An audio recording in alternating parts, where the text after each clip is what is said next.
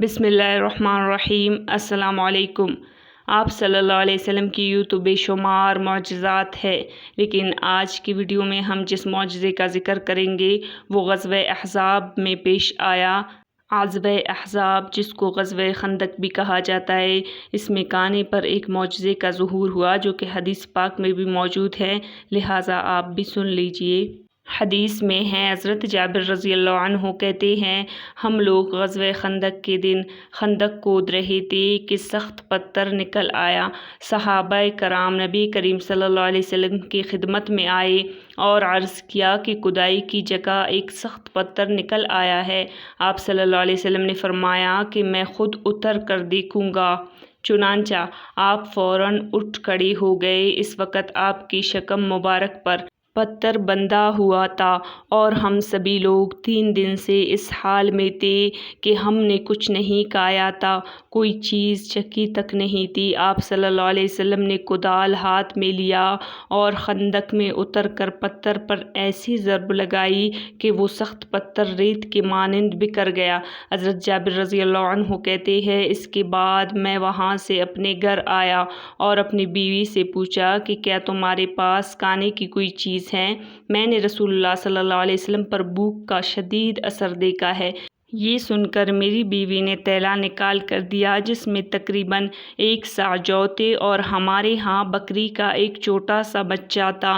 میں نے اس بکری کے بچے کو ذبح کیا اور میری بیوی نے آٹا پیسا اور پھر ہم نے گوشت کو ہانڈیاں میں ڈال کر چولہے پر چڑھا دیا۔ پھر میں نبی کریم صلی اللہ علیہ وسلم کے پاس پہنچا۔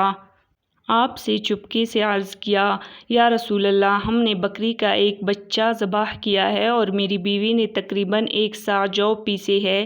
اب آپ چند لوگوں کے ساتھ تشریف لے آئے۔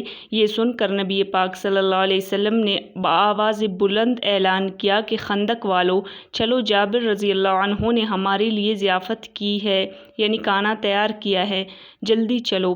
پھر آپ نے مجھ سے فرمایا، تم جا کر کھانے کا انتظام کرو، لیکن اپنی ہانڈی چولہے سے نہ اتارنا اور نہ آٹا پکانا جب تک کہ میں نہ آ جاؤں۔ پھر آپ صلی اللہ علیہ وسلم تشریف لائے۔ میں نے گوندا ہوا آٹا آپ کے سامنے لا کر رکھ دیا۔